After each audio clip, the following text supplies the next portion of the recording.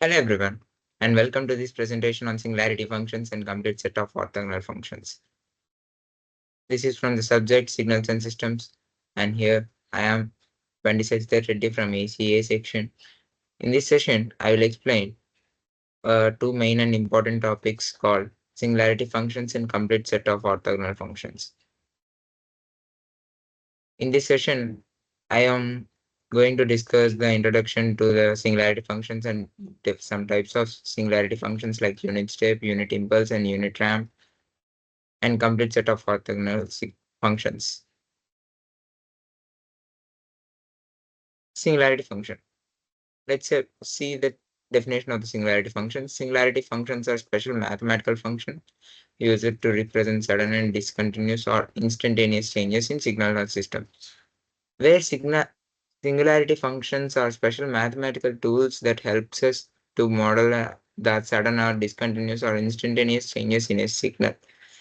Whenever we are after events such as turning on or turning off, a short impulsive force being applied or a signal suddenly ramping up, we can represent these events using singularity functions. They make system analysis much easier, especially when using mathematical tools like transforms. Let's see first unit step signal. The first and most common singularity function is unit step function, denoted as u of t, where u of t is 1 for all positive values and for 0, and 0 for all the negative values of time. We can write mathematically as shown in this slide. Graphically, this looks like an horizontal line after 0. This function is mostly useful for modeling situations where something turns on a particular time, like applying voltage at circuit at time t equals to 0. And next, unit impulse signal. This is the next function we are going to discuss, usually written as del of t, which is also called as Dirac delta function. It is very interesting function. It is 0 everywhere except at t equals to 0, where its value is considered to be infinitely large, but in such a way you can the total area under the curve is 1. You can think of it as sharp as very sharp spike at t equals to 0. Mathematically, the integral over del of t over all the time is equals to 1. The impulse function is used to model events that occur in an instant, like hammer striking on the surface or uh, sudden impulses. It is widely used in finding the impulse response of systems, which helps fully characterize how a system behaves. And the next one and last, we are going to discuss unit ramp signal. It is denoted as R of t. It starts at 0 and increases linearly with time t. Mathematically, R of t equals to t for t greater than or equals to 0, and 0 for all negative values of t. It is included under singularity function not because it is discontinuous, but because it is obtained by integrating the unit step function. The unit function models situations where an input increases steadily like a voltage that linearly rises over a time instead of suddenly jumping. Let's see relation among these singularity functions. There is very important relationship between among these three functions: step, impulse, step unit, step, and step ramp, through differentiation and integration. If you differentiate the ramp signal, we get unit step signal.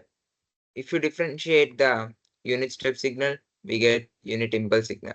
Similarly, on integrating unit impulse signal, we get unit step signal. On further integration of unit step signal, we get unit ramp signal.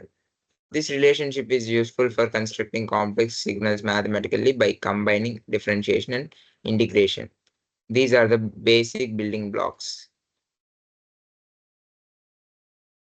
For example, let's see a model, where the graph is 0 for negative values, and for the interval 0 to 2, the amplitude is 2, and for interval 2 to 4, the amplitude is 1, and 0 for greater than 4.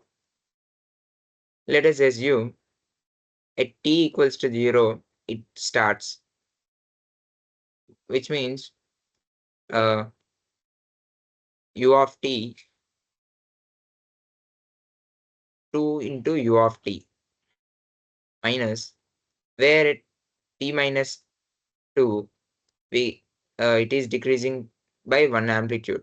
So 2 into u of t minus u of t minus 2, and furthermore decreases with the time equals to 4. So finally we get the x of t equals to 2 into u of t minus u of t minus 2 minus u of t minus 4.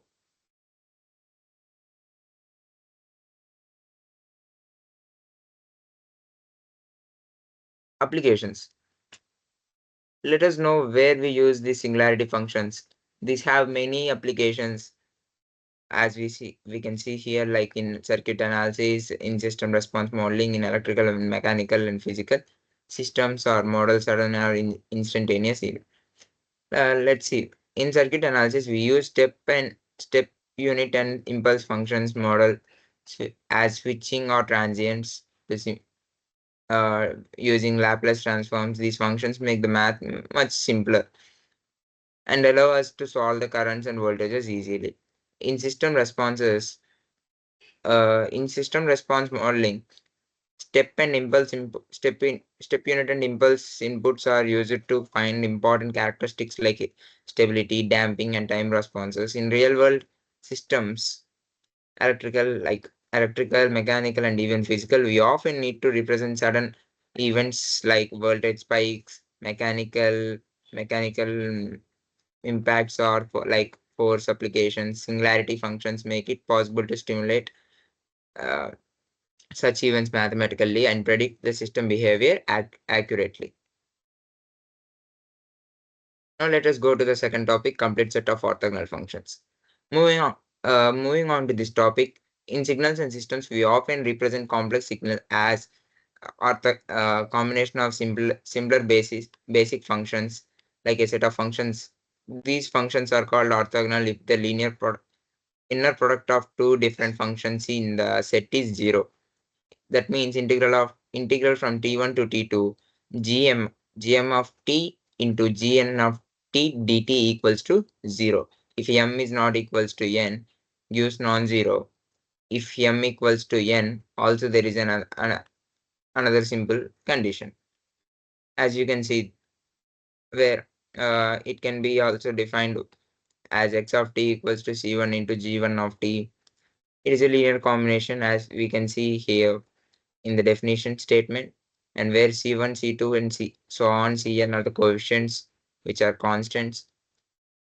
For orthogonality condition, as dot product equals to 0, as in a simpler words.